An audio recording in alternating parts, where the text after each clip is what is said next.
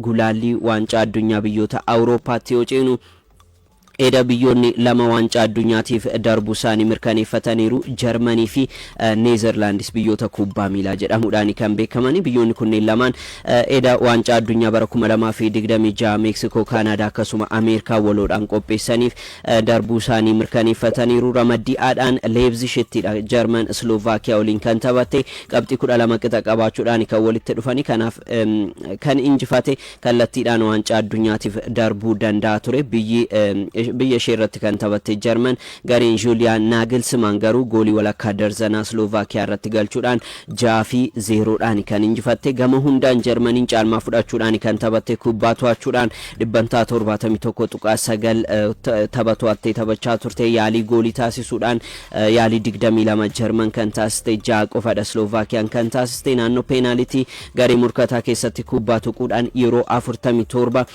Jarmaniin garee murkataa keessatti kubbaa tuqxe faallaa sanaan Slovaakiyaan 6 qofadha kanaaf baay'inni goolii galee nama hirraaju jechuun ni danda'ama Nick Woltemade daqiiqaa 18 irratti goolii galcheen kan eegale taphataan Newcastle tapha sadiin goolii arfaffaasaa Jarmanii galchuu isaati Nick Woltemade Serge Gnabry'n sana booda goolii lammaffaa galchee Leroy Sané'n goolii sadaffaa fi arfaffaa taphataa galcheedha gooliiwwan Leroy Sané'n galchee lamaaniif iyyuu alamijeessuudhaan kan kenne taphataa Liverpool Florian Wirtz ture Ridley Baku goolii shanaffaa akkasuma Asaan Odaragoon goolii jaaffaa Jarmanii galchuudhaan Jarman goolii galchuudhaan injifatte waancaa addunyaa kanaafis dabartee jirti Jarmaniin sochii injifachuu gaarii waliin kan injifatte jechuun ni danda'ama tapha afuriin walitti taansuudhaan goolii osoo keessummeessinis imalaadha kan isheen jirtu shaampiyoonii yeroo afuriiti Jarman waancaa addunyaatiin kanaaf amma waancaa addunyaa biraatiif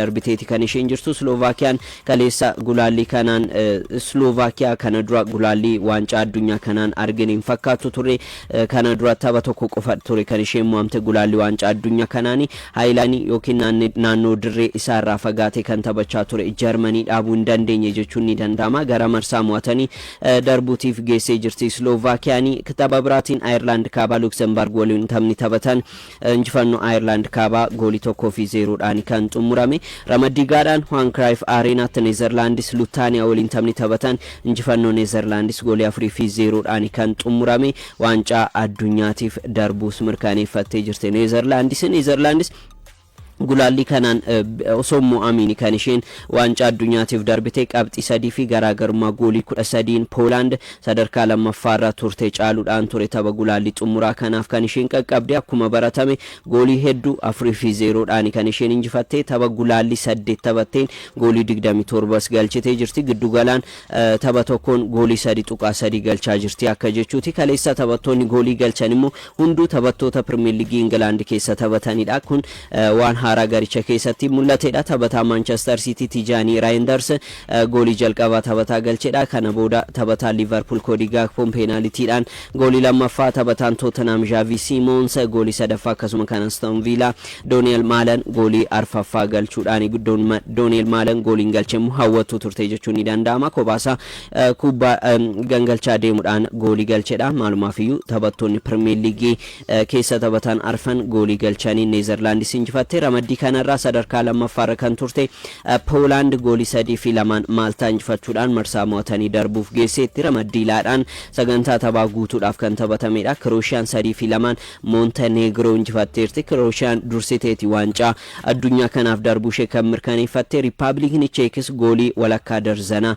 Jibraaltar irratti roobsuudhaan 6-0dhaan kan injifatte Riippaabilikni Cheekis sadarkaa lammaffaadhaan xumuruu dursitee biyya mirkaneeffattedha har'a ramaddii garagaraarraa biyyoonni 5 waancaa addunyaatiif darbuudhaaf kan isaan morkatanii Spain Turkey keessummeessiti qixabaanaan Spain ni dabarti Turkeyn darbuudhaaf goolii 7-0dhaan Spain injifachuudha kan qabdu garaagarummaa goolii hedduudha gidduu isaanii kan jiru Kosovoon Switzerland waliin kan taphattu Kosovoon darbuudhaaf garaagarummaa goolii 6tiin Switzerland injifachuudha kan qabdu Switzerland qixabaanaanis darbuu ni dandeessi Scotland Denmark waliin taphni taphatan garaagarummaa qabxii tokkootiin wal caalaniiti kan argamani biyyi injifate waancaa addunyaatiif darbuu ni danda'a qixabaanaan garuu Deenmaarkni mirkaneeffatti.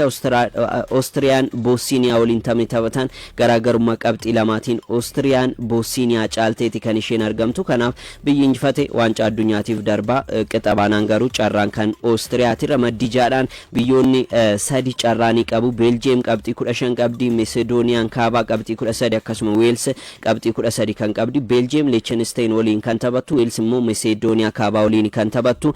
Beeljiyeem carraan Weelsii fi Macedooniyaa Beeljiyeem irratti kan hundaa'u. Beeljiyeem kan injifattu yoo ta'e yookiin qixayyuu kan baatu yoo ta'e Weelsii fi Macedooniyaan carraan isaanii marsaa mo'atanii darbuudha kan ta'u. Biyyoonni 34 waancaa addunyaatiif darbuu isaanii mirkaneeffataniiru. England, Croatia, France, Portugal, shaampiyoonii addunyaa Arjentiinaa dabalatee yeroo jalqabaatiif kan hirmaatan biyyoonni akka Cape Verde, Jordan akkasuma Uzbekistan waancaa addunyaa dhufu yookiin ganna dhufu dorgomamu kanaaf darbuu isaanii beekataniiru. Biyyoonni 14 kana booda adda kan ba'anidha kan ta'u. 5 immoo har'a Awurooppaa keessaa kan mirkaneeffatan ta'a. Kanaaf sana booda biyyoota 9 qofa marsaa mo'atanii darbuu ji'a bitooteessaa keessa dorgomamuun kan adda ba'uudha kan ta'u.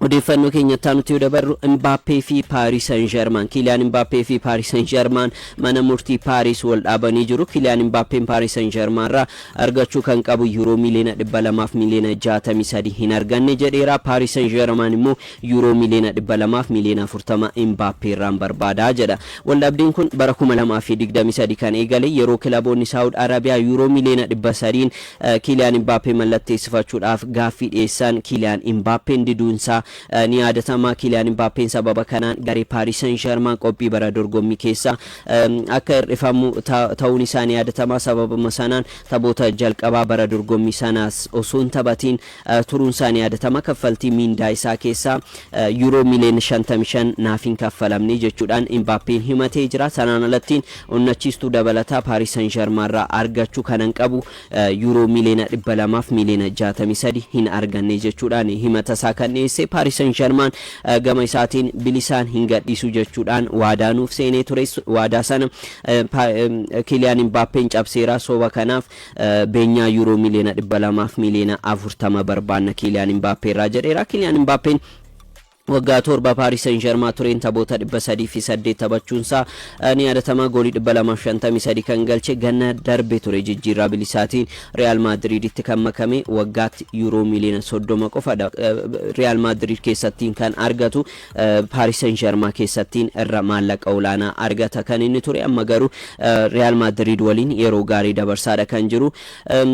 Barcelona arganna. Barcelonaan waggaa lamaan booda gara Camp Noutti deebi'a. Staadiyeemiin Barcelona Campinuun ijaarsarra jiraatus tapha torbee kana sanbata La Ligaadhaan Athletic Bilbao waliin Barcelonaan taphatuun gara dirree isaanii beekama jaalatanitti ni deebuu jedhamee jira. Campinuutti Nou Camp xumura bara dorgommii 2022-23 ture kan cufame. Ergasii kilabiin Catalan staadiyeemii Olompikii akkasuma staadiyeemii Johan Cruyff deeggartoota 6,000 qofa qabatu. Dirree shaakalaa kilabichaa ta'uudhaan kan tajaajilu. Akkasuma gareen dubartoota kilabichaa dirree kana irratti kan isaan taphatanii rakkachuudhaan tapha jalqabaa bara dorgommii kana La Ligaadhaan taphatan taphoota lamas Johan Cruyff Arena staadiyeemii kanatti taphachuun isaanii ni yaadatama. Amma garuu staadiyeemii baay'ee jaalatan Camp Noutti kan deebi'an ta'a. Euro miliyoona 1.5 haaromsa staadiyeemii kanaatiif bahee guyyaa qabameef irraa waggaa tokkoon barfachuudhaan gara staadiyeemii kanaatti kan deebi'an. Amma deeggartoota 45,401 qofa qabata jedhameera. Gaafa baaxiinsaa ijaaramuudhaan xumuramu garuu namoota 100,500 qabata jedhameera staadiyeemiin kuni. Champions League'dhaan tapha Eintracht Frankfurt waliin qabuuf UEFA irraa eeyyama yookaan argatan ta'es staadiyeemii kana irratti kan taphatan ta'a. Camp Nou'n jalqaba bara 1957 ture kan ijaarame. Namoota 99,000 qabachuu staadiyeemii danda'udha. Haaromsi staadiyeemii kana amma bara 2027 ni xumurama jedhameeti kan eegamu. Yeroo sanatti garuu gara namoota 100,500 qabachuu danda'a jedhameeti kan eegamu.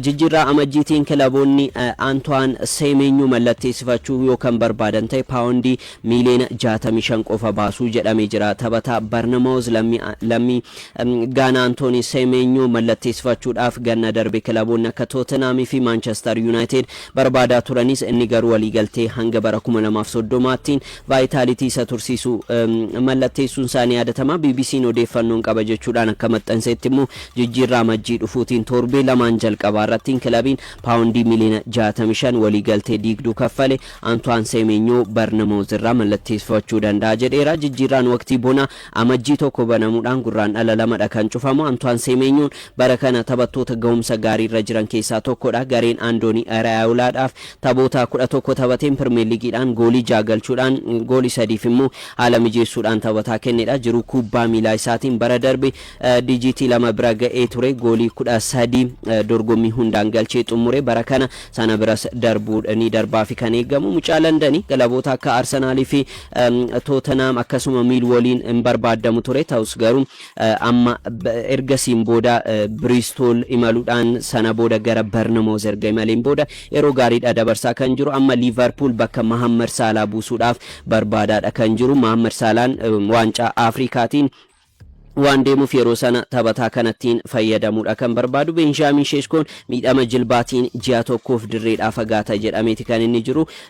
Gulaalli waancaa addunyaatiin biyya isaa Slovaakiyaa tajaajiluu hin dandeenye tarii taphoottan arfan dhufan kilabichaan tajaajilu jedhamee jira. Odeeffannoo keenya xumuraa buunyaa godhachuudhaaf shaampiyooniin ulfaatina olaanaa yeroo lama Anthony Joshua akkasuma yuutuubarri beekamaan Jake Paul waliin morkachuuf jedhameera. Beellamni kun Ameerikaa Florida Miamiittidha. Ji'a tokkoon booda muddee 10 gaggeeffama jedhameera. Morkiin kun daqiiqaa 3 marsaa 8dha kan qabu. Anthony Joshua morkii irra erga fagaatee waggaa guuteera. Lammii England Daniel Debuusiin erga mo'amees morkii isaa jalqabaata. Anthony Joshua jiruu isaa buunyaatiin yeroo arfaffaadhaaf kan itti mo'amee ture yeroo sana. Kanaaf gara injifannootti deebuudhaaf kan morkatu Jake Paul immoo Jake Paul umurii 28 irrattidha kan argamu. Seenaa buunyaa isaatiin yeroo 13 yoo morkatu yeroo 12 injifachuudhaan buunyaadhaan morkataa olaantummaa qabudha. Bara darbe waggaa 31 kan isa caalu buunyaadhaan seenaa olaanaa kan qabu Michael Tyson injifachuun isaanii yaadatama. Sababa kanaan morkiin ji'a dhufu Jake Paul fi Anthony Joshua waliin taasisan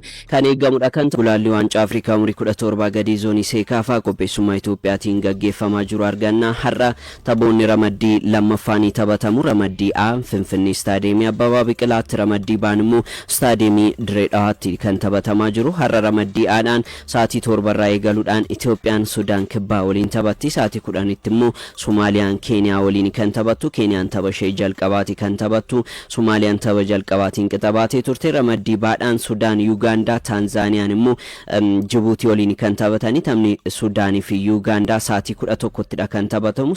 Staadiyeemii Dirree Dhawaattiin taphoota taphatamanidha. Sa'aatii 2 galgala sa'aatii 2tti immoo Taanzaaniyaan Jibuutii waliin kan taphatanii. Gareen umurii 17 gadi Itoophiyaa tapha jalqabaatiin sochii gaarii waliin goolii 2-0 Rwaandaa injifachuudhaan kan jalqabde. Injifannoo kanatti fufuudhaaf Sudaan Kibbaa waliin har'a sa'aatii 7 irraa eegaluudhaan kan taphatu. Tapha jalqabaan Sudaan Kibbaa morkattuun Itoophiyaa irraa Somaaliyaa waliin qixabahuudhaan kan eegalte. Gareen umurii 17 gadi kun garii gara fuulduraattiin Itoophiyaa bakka bu'uudhaan taphatu jedhamee itti abdatamedha. Sababbiin isaa gareen Itoophiyaan waancaa Afrikaa bara 2029 qopheessuudhaaf fedhii akka qabaatu ni beekama.